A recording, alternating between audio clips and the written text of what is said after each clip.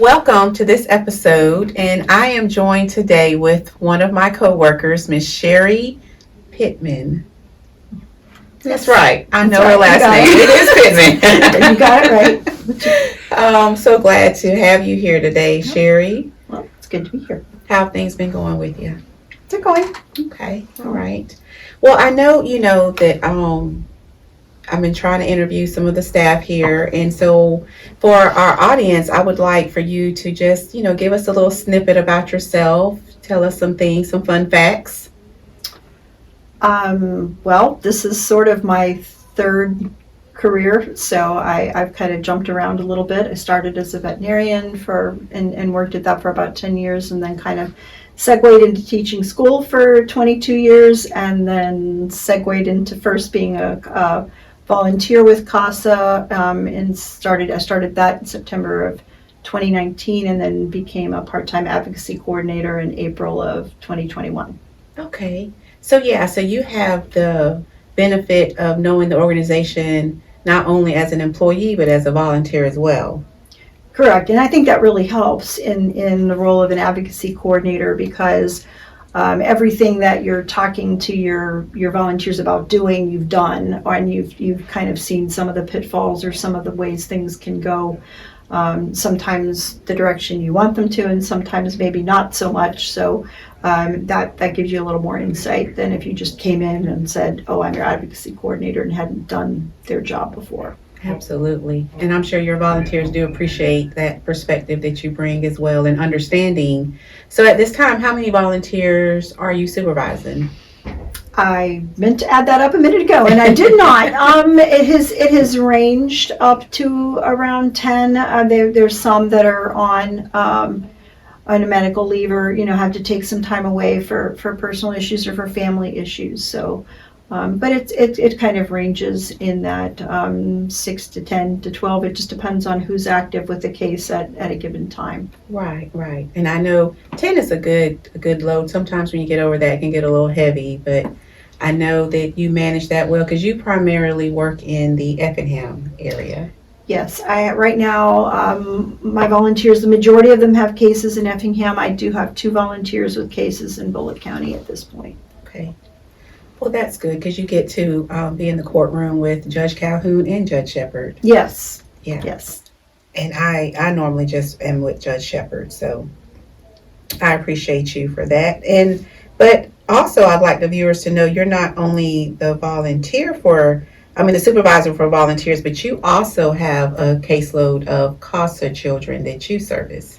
Correct. I kind of sometimes we will have a situation when I became an advocacy coordinator, I was in the middle of a case with 2 children.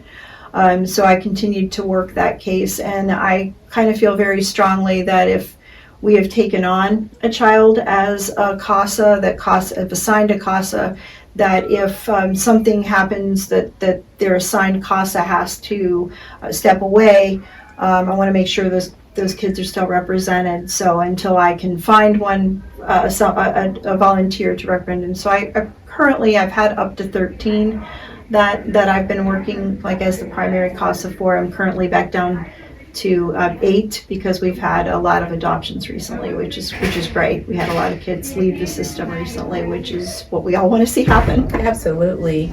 And that speaks a lot for you because, as you said, we have volunteers who leave and for whatever reason, and just that you're there to fill that gap, that child does not have an advocate for that time period. So right.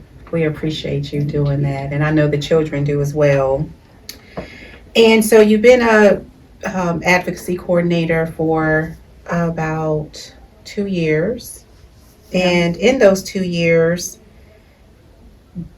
have you had any challenges?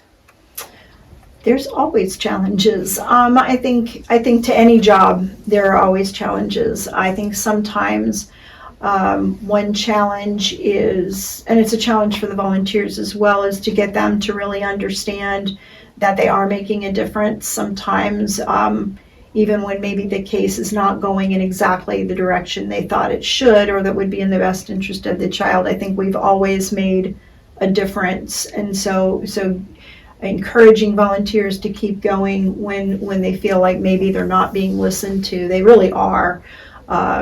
It may not be that the outcome was exactly what they wanted to have happen, but along the line, the questions they asked, the people they interviewed, the things and points that they brought up are all things that might not have been brought up otherwise. And so we'll at least be, having that information out there will help that child going forward. Yes, yes. I could definitely see that as a challenge, because when you do advocate for what's in the best interest, you feel passionately and wholeheartedly that those recommendations are what's in that child's best interest. So just allowing Correct. them, and helping them navigate that, I'm sure brings them some comfort.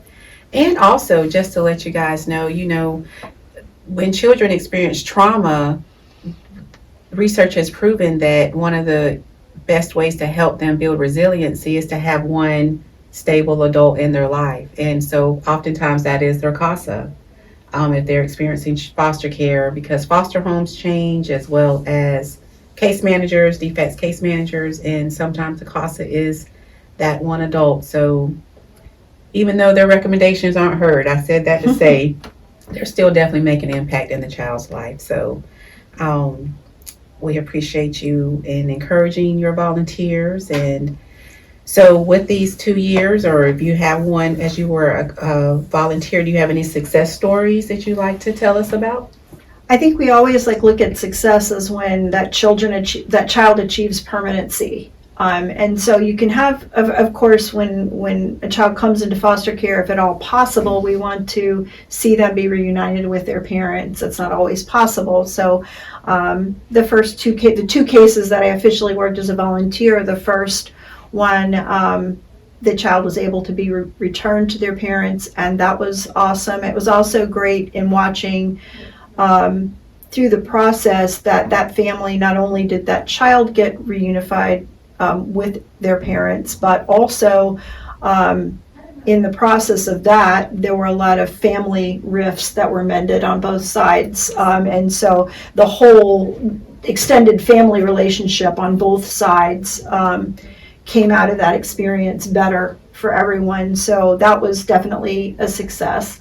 The second case didn't go that direction, but did end with the children being adopted into a loving home and achieving that permanency, with a family that they can now call their own forever.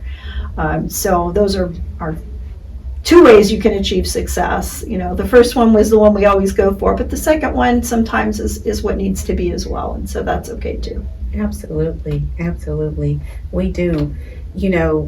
Permanency does look different, and what ends up being in the best interest sometimes changes. The plan changes along the way, but it's good to hear that some healing occurred in that first case, and the other one where the children were able to achieve permanency through adoption. Those are pretty awesome stories. And in closing, is there any fun fact you'd like to share with us about yourself? Oh goodness. I participate in sea turtle research each summer as a volunteer, so that's another way I volunteer. I also work with Therapeutic Riding Center with Faith Equestrian, where I help there with their students with riding lessons as a horse leader. And those are probably the two most interesting things about me. I love that. I love sea turtles and horses. So a little combination, but pulling that veterinary medicine thing in kind of sideways with children as well. So kind of goes that way. Well, that's awesome that you're able to combine those likes for you. And I enjoy working with you. I enjoy when we do get to see each other. I know it's not often because you're mostly in Effingham and I'm in Statesboro, but I do thank you for coming to the show today and chatting with me. Thank you. And I hope you guys have a good day. Peace.